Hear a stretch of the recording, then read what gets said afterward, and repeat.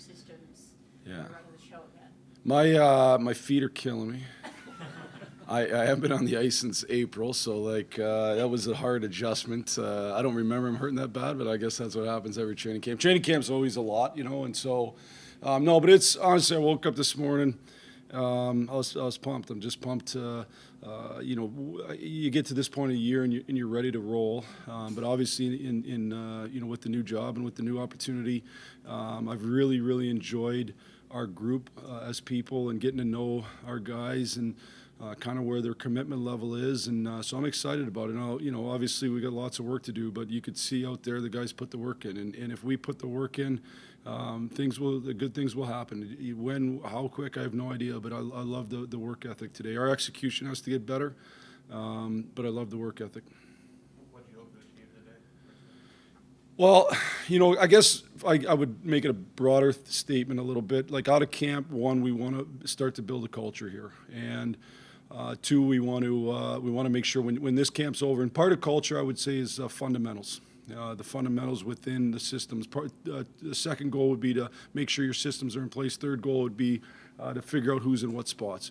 So if I go back to the culture part, today was a lot of that culture side of it in terms of, the first practice was solely focused on winning fundamentals and stopping on pucks, angling, winning the race on transition, your first three strides. Almost that whole practice in its entirety was focused on those things.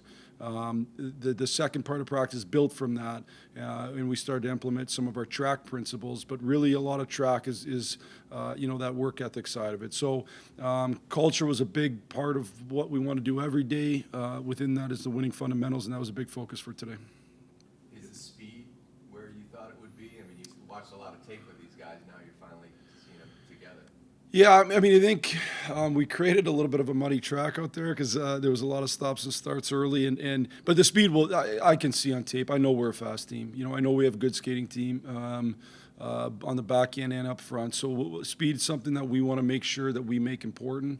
We want to be a team that is extremely fast in transition and ultimately utilize that speed to try to put other teams on their heels. The intensity for the first day seemed a bit unusual, I guess.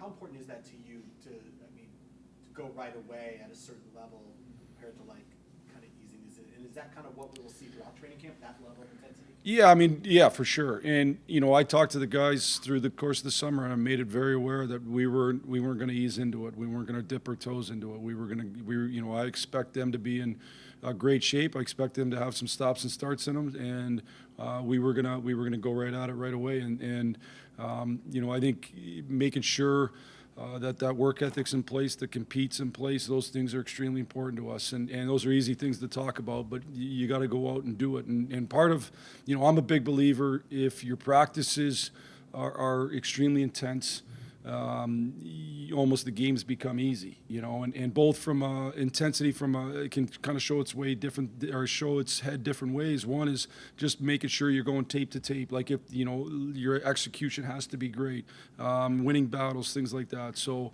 that's something when as you get through the course of the year, you don't get to practice as much, and obviously you got to manage your energy. But this is the time now where we can really set the tone. We want to set the tone. And you're pretty vocal out there. Is that something you've always been vocal as a coach, or is that something you picked up on? Did you hear my voice crack? I guaranteed to the coaches it would crack within the first. They hit those high notes a little bit. I'd say I'm fairly vocal. I mean, there's going to be certainly times where the assistants are running more of the drills than what they did today. They'll certainly at different times, but to start the camp, I wanted to make sure that my voice was heard, but it's something I probably have always been. I know nothing's cement, but the first day of having Burakovsky with Donato and Bedard, what do you kind of think of behind that line? Well, like you said, nothing's, we're kind of trying out. I mean, at the end of the day, Connor and Donato there played a decent amount together last year. We want to get through the camp and figure out what the best lines are. So it was a pairing or a threesome that we wanted to try to start camp and hopefully get them in an exhibition game at some point and see how they go. Ultimately, Andre's a guy when he's been at his best, talking to the coaches in Colorado, talking to the different coaches he's played for. He's really good at bringing pucks up through the neutral zone. I think he can play off Connor. There's a give and go component to his game, so I think it could be a good, good match there. Donato's a good scorer. Connor can do it all. He's equally as good as I've found out on tape. He's equally as good a passer as he is a shooter. So hopefully it's a good threesome. With all these young guys in camp, what can they do to separate themselves in your eyes from the rest of that group to stay here?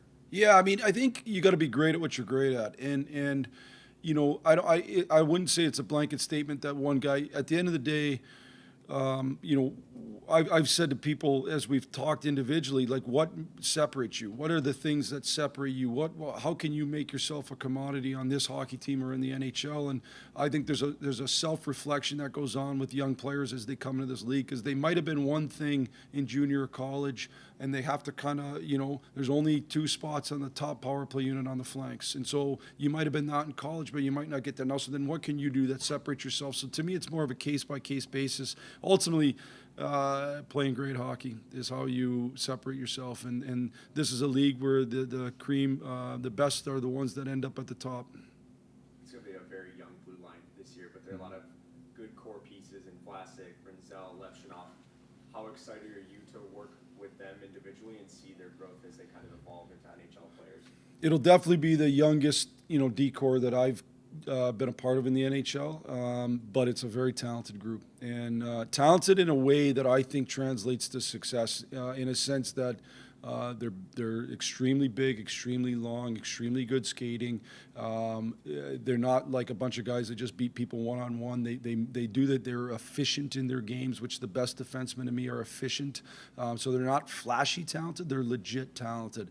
I think part of defense is experience and learning, where to stand in the right spot. That was an old coaching saying, he just knows where to stand.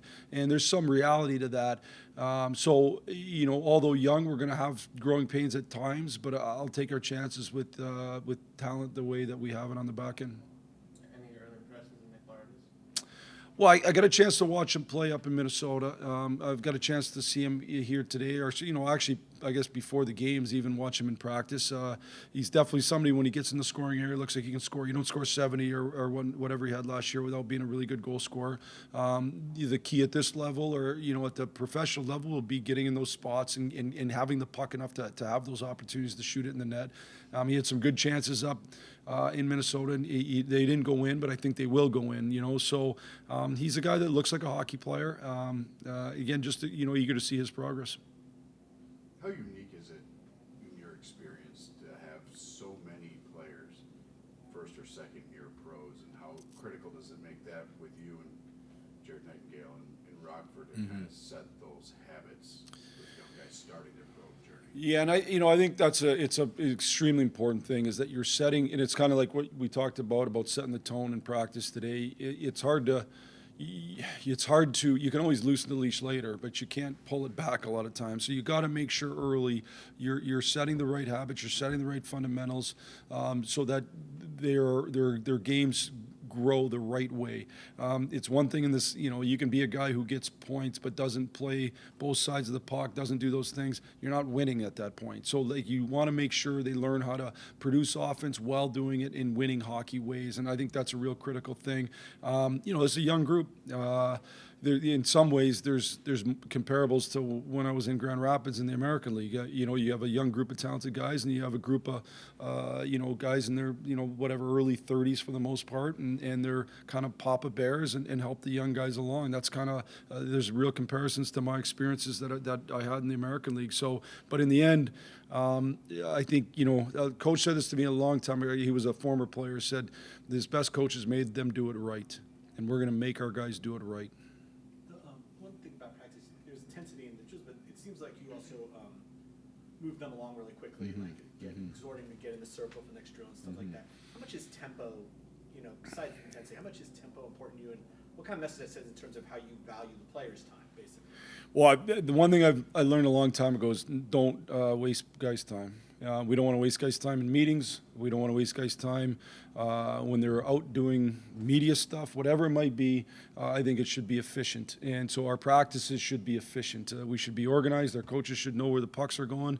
We should be able to move from one to the other. I've learned a ton watching like football, NFL practices, stuff like that. No, seriously, it's unbelievable. They're down to the second. And so I learned a ton having spent different times in those things. We're going to be efficient. We're going to move from one to the next. We're going to go at a high pace. If we want our guys to play at a high pace in a game, we got to practice at a high pace. Thanks, guys. Thank you. Thanks.